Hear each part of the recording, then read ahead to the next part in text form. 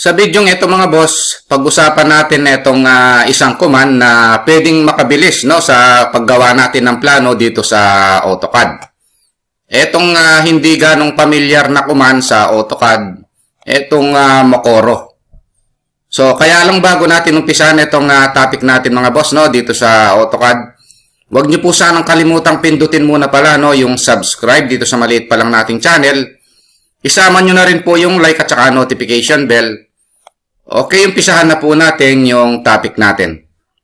Pag-usapan natin dito mga boss, itong sinasabi ko kanina, itong command na hindi ganong kilala or hindi ganong familiar sa iba, itong Mokoro. So, i-type lang natin mga boss, Mokoro. So, ito yon. Kung titingnan natin sa command line na merong select object. So, magse-select tayo ng object, ito, and then enter natin. Once na nag-enter tayo, magbe-base point tayo. So ngayon, nung nag-base point ako, meron siyang makikitang command dito na move, copy, rotate, scale, and then undo. Ayan, no? Ngayon, itong base naman, option lang ito, tsaka exit, no? Kung gusto nating maglagay ng base point ng bago, pwede natin gamitin ito, no? Ngayon, kung gusto na nating umexit, pwede natin gamitin yung exit. Lumalabas na itong command na ito, 1, 2, 3, 4, tapos 5 command yan, no? Ngayon, ang unang gagawin natin mga boss, gamitin natin muna itong copy. So, pag kinlik ko yung copy, makaka-copy tayo. Ngayon, once na ayaw na nating mag-copy, pag nag-enter tayo sa keyboard, lalabas pa rin ito, no? Kung gusto nating mag-move, pwede pa rin naman, no?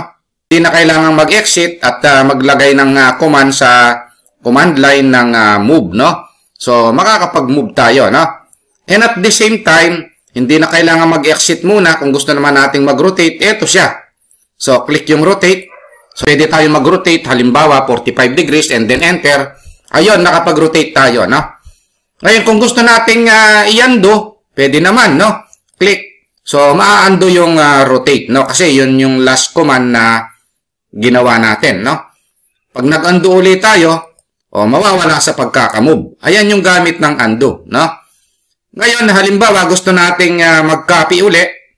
Click ko yung copy. So, makakapag-copy tayo, no? Pero kung gusto nating umexit, enter lang tayo, exit tayo. Ayun yan, no? Ayan yung Mokoro, no? So, gawin uli natin, select uli, then Mokoro, then enter, tapos base point dito, ito uli siya. Halimbawa, gusto naman nating mag-scale. Ayun, no? Gusto ko ang laki niyan, 0.5 lang. Then enter. Na-scale siya. Ngayon, kung ayaw nating mag-exit, gusto nating tumuloy na sa copy, click lang natin yung copy. So, makakapag-copy tayo ng mabilis, no? Hindi na kailangang umexit.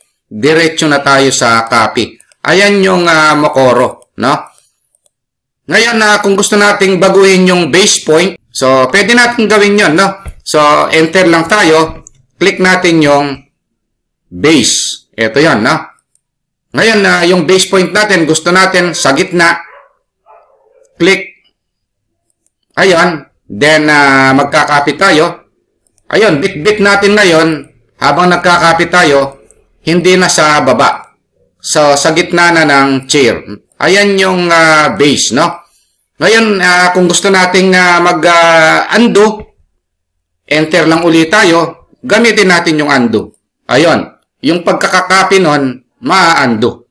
Ayan yung kagandahan ng Mokoro, no?